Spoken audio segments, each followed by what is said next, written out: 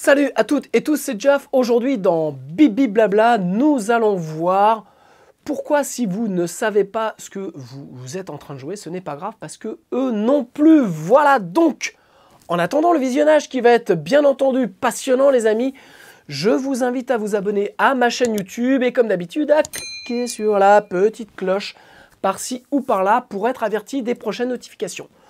On se retrouve donc après le jingle pour voir donc pourquoi, si vous ne savez pas ce que vous êtes en train de jouer, ce n'est pas grave parce que eux non plus, et moi non plus d'ailleurs. A tout de suite.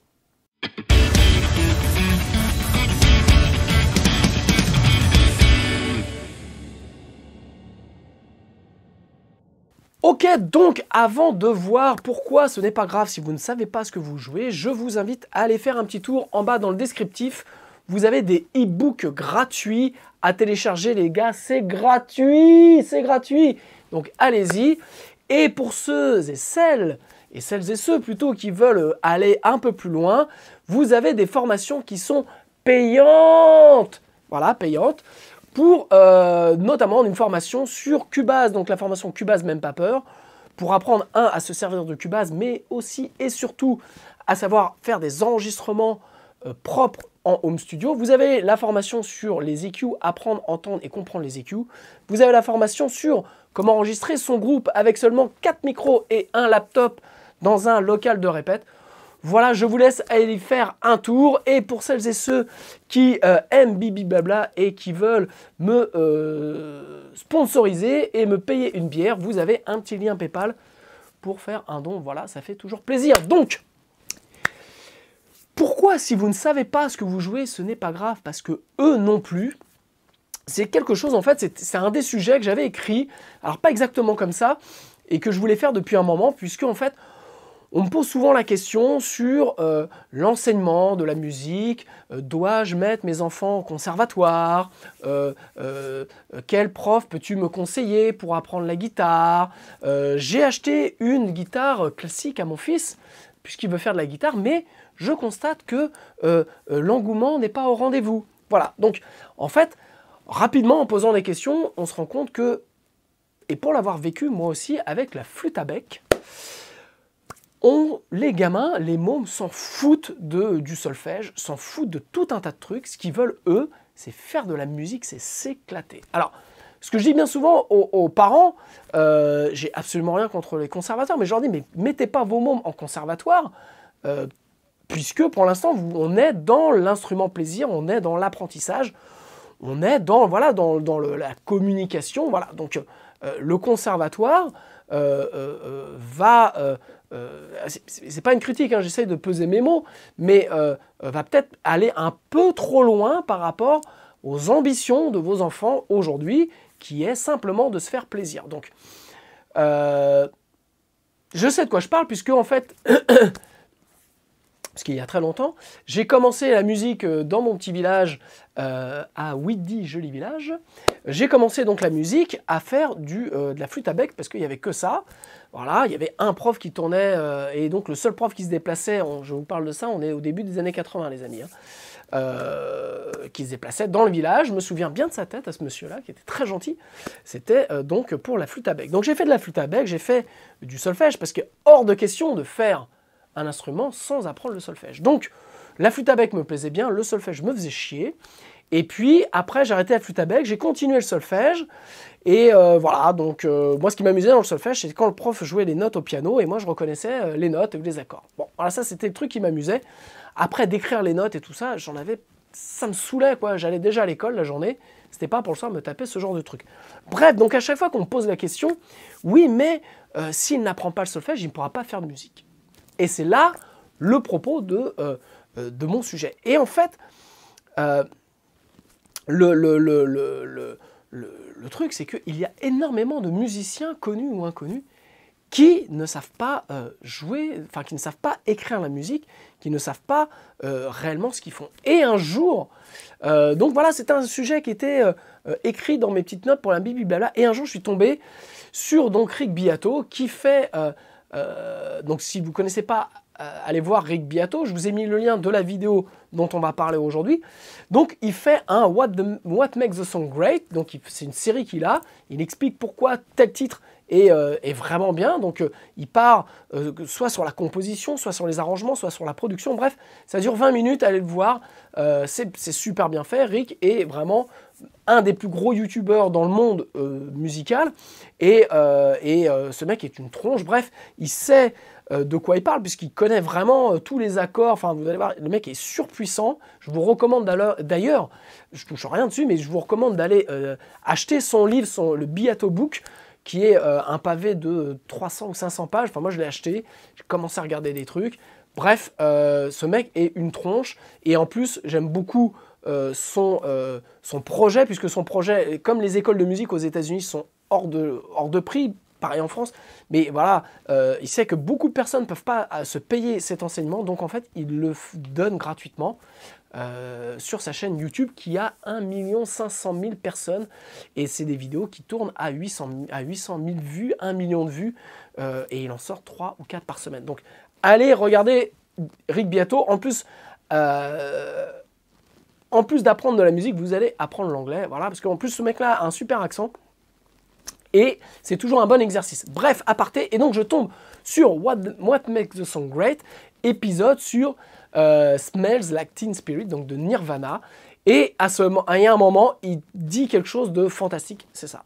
The first chord is F5, just a power chord. The second chord is B flat sus2. Then we have A flat 6, then to D flat major 7. Now, before everybody starts saying, well, Kurt Cobain didn't really know what he was doing, that doesn't matter. I know what he's doing, and I'm going to tell you what he's doing. That's really the essence of this. It doesn't matter if people know what they're doing if they can just do it intuitively. Kurt had an incredibly intuitive sense of melody that was very sophisticated. One of the most sophisticated melodic writers ever in rock and roll.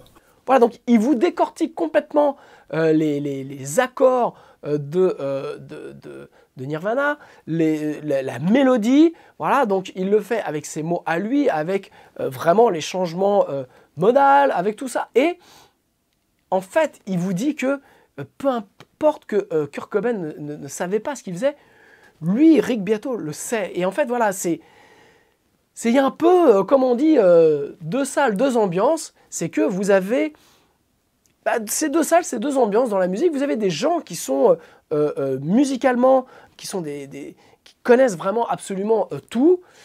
Est-ce que ça fait pour autant d'eux des bons musiciens? C'est pas dit. Est-ce que ça fait pour autant des bons compositeurs, pardon? C'est pas un gage de j'allais dire de qualité, c'est pas le mot, mais c'est pas un gage d'assurance. Voilà, pas parce que vous connaissez toute la théorie que vous êtes forcément un bon compositeur. Il montre bien, Rick Beato, dans cet épisode que voilà, Kurt Cobain ne connaissait rien du tout, mais il a malgré tout fait des mélodies qui sont, quand lui, il est capable de les disséquer, voilà, dire voilà, c'est surprenant d'avoir ce sus plus 4 bémol 9. Vous allez voir, parce qu'il décortique tout, donc allez voir le truc, c'est super intéressant. Mais comme il dit, on s'en fout au final, quoi. Ce qui est incroyable, c'est que Kurt Cobain était un compositeur de génie, était un musicien fantastique, et que, voilà, c'était un mec qui, peut-être que s'il avait été, s'il avait appris le solfège et tout ça, peut-être qu'il n'aurait pas été aussi bon, parce que il serait dit, tiens, si à ce moment-là, je mettais un accord sus 4, ou tiens, si je faisais un renversement ou un changement modal. Vous voyez ce que je veux dire? C'est que quand on est débutant, quand on n'a pas de connaissances, c'est là aussi où on n'a pas de limite, c'est là aussi où on ne se met pas de barrière. Donc ça, c'est quand même quelque chose de super important. Et donc, je crois que Kurt Cobain est un des derniers depuis maintenant 30 ans. Voilà, j'étais en train de faire une petite soustraction, mais bientôt 30 ans.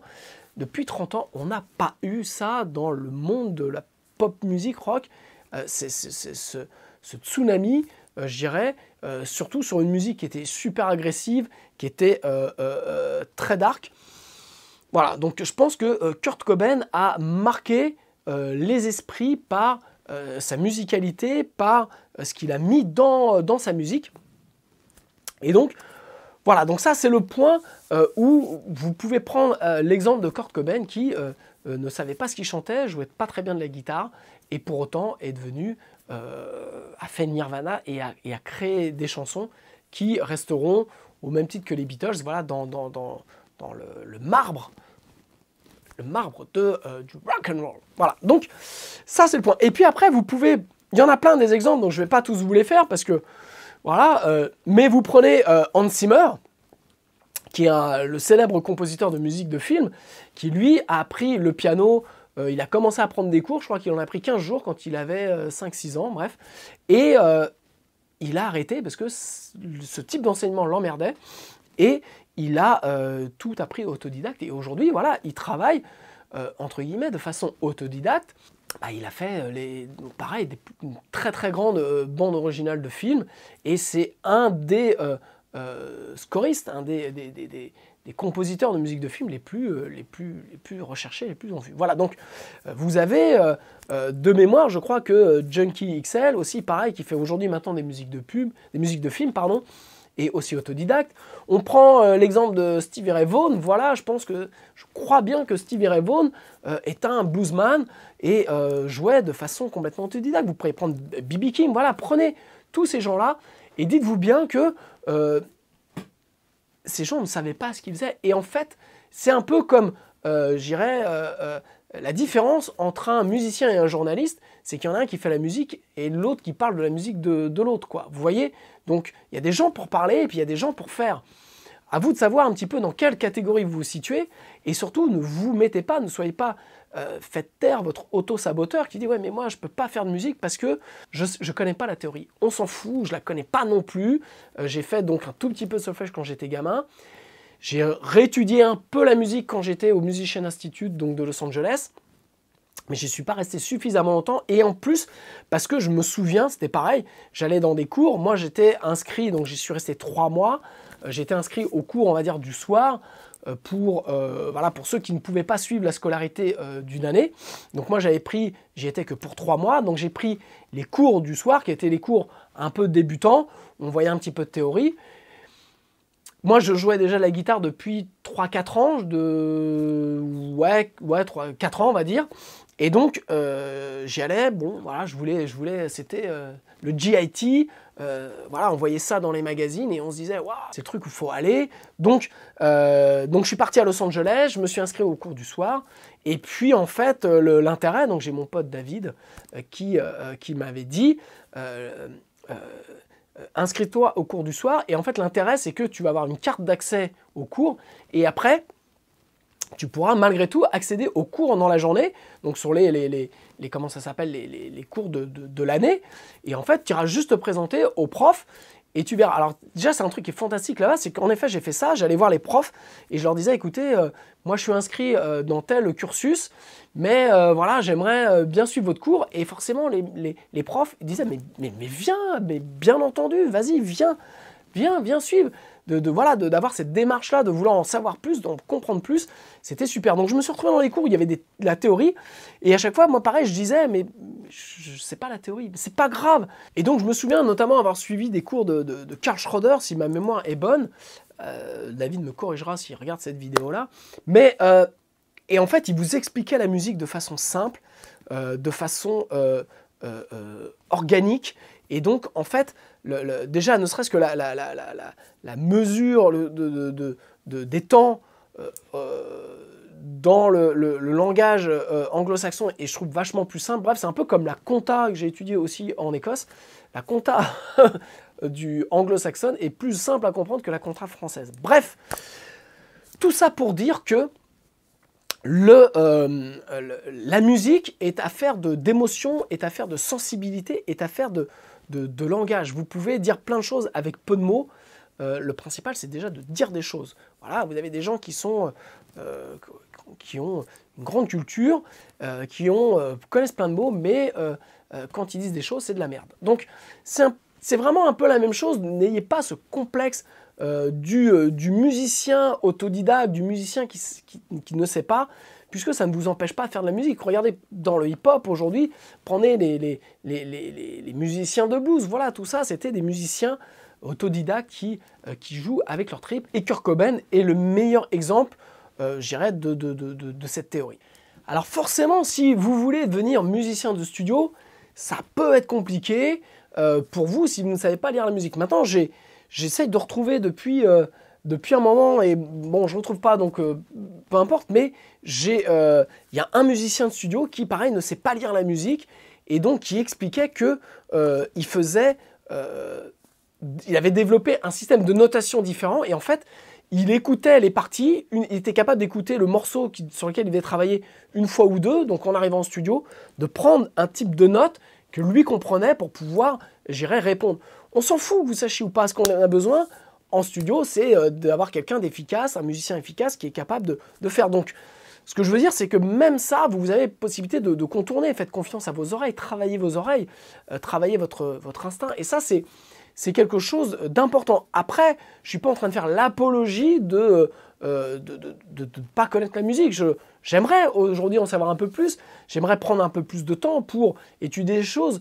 Il y a des choses que j'ai étudiées en théorie musicale, mais j'ai étudié tout seul.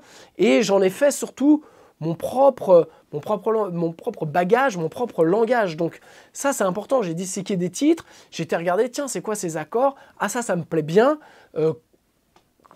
Quels sont-ils? Pourquoi ils s'appellent comme ça? Ah tiens, ok, il y a une 9e. Ah tiens, il y a une 7e. Tiens, il y a ça.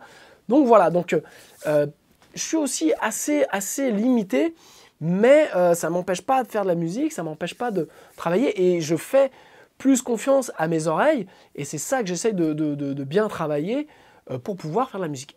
En conclusion, là je vais revenir à l'enseignement, et notamment aux enfants. Ne cassez pas les petites papates des enfants à vouloir absolument leur apprendre, leur faire de la musique par un conservatoire, ou même sans aller dans un conservatoire. Vous avez des profs de musique qui vont être voilà, sur la théorie, très à cheval là-dessus.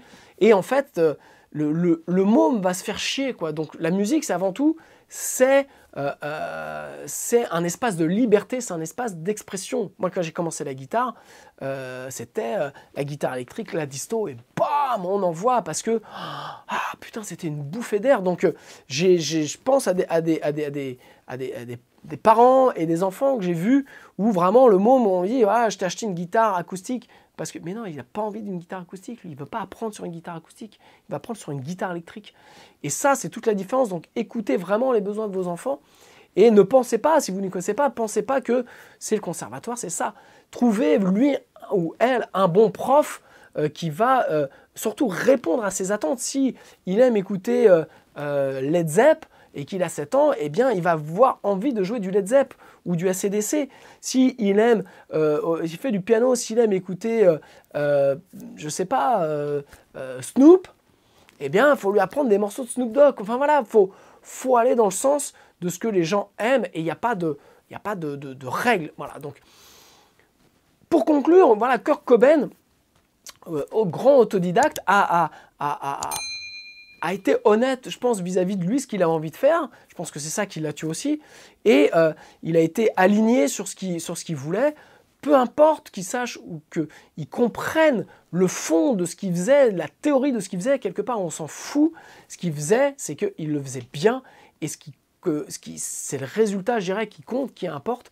Et peu importe que vous sachiez ou pas. Donc ça, c'est vraiment un modèle très français d'élitisme et de manière d'enseigner. Il faut savoir, il faut avoir la théorie. Tant que tu ne sais pas, tu ne peux pas faire.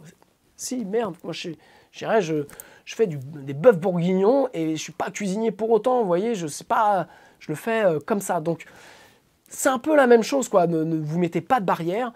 C'est pas parce que vous n'avez pas le titre, vous n'avez pas le diplôme que vous ne pouvez pas faire. Faites de la musique et surtout partagez-la. Voilà, je vous embrasse. J'espère que ça vous a plu. N'hésitez pas à me faire vos retours, à me dire un petit peu ce que vous en pensez. Et puis, je vous ai mis par-ci par-là, un petit flashcode pour ceux qui veulent participer à la chaîne Bibi Blabla et à me payer une bière. Voilà, je vous embrasse et je vous dis à la semaine prochaine. Ciao!